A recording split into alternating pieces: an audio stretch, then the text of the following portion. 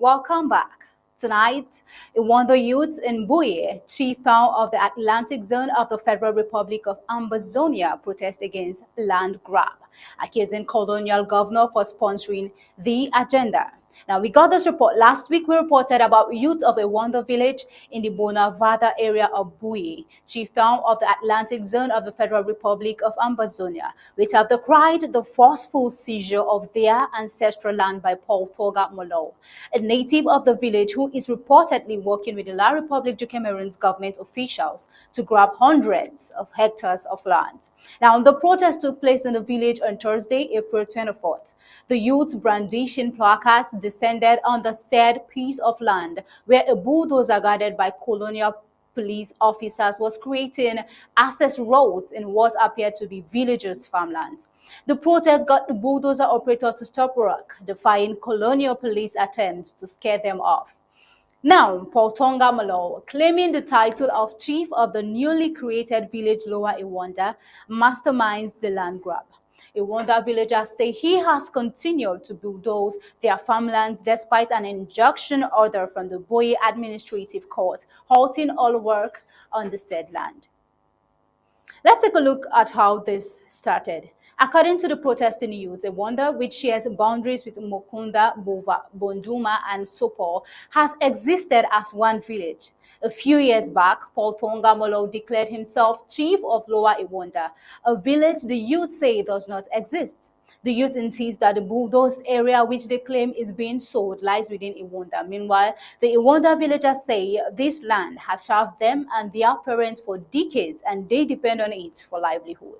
But after Paul Tonga declared himself chief in connivance with some colonial regional authorities, he has reportedly began a mass sale of plots on this land. Villagers say this land belongs to more than 20 families, but this ownership is now being claimed by one man called Paul Tonga.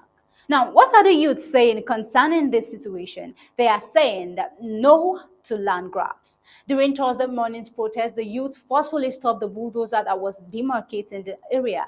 In the course of demarcating the land into plots, the bulldozer destroyed food crops, including corn, banana, and plantain, as well as cash crops such as oil palms.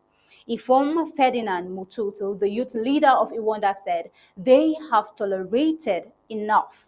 When they created this Ewonda village, we tried everything possible, but through their influence with the colonial administrators, they were able to come and crown the chief of Lower Ewonda, he said. Now, we allowed that to pass. Just recently, he has come to claim that with the aid of the colonial governor, Minister of Land, and DO, he was issued a land certificate for all our lands. We, the youths of Ewonda, are passing a clear message. All this while, you people have not been seeing us because we are very peaceful. But it is very difficult nowadays to push the youth to the wall, he added. Now, let's take a look at what the court order has to say and if this was being violated.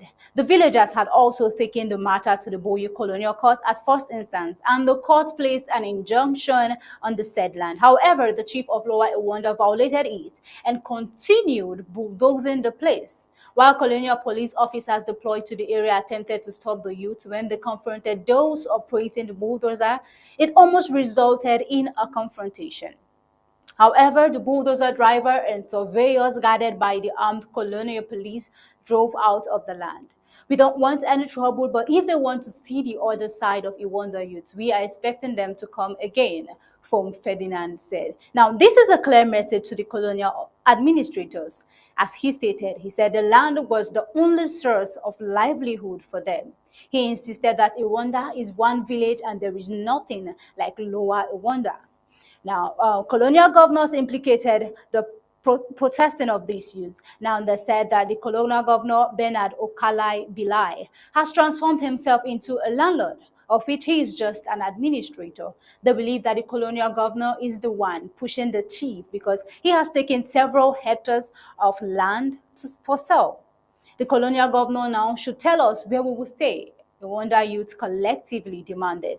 Now, this is a very critical question and a serious one at that. And they added that the works have to stop, and the youth have promised to chase out anyone who tries to re-enter the land.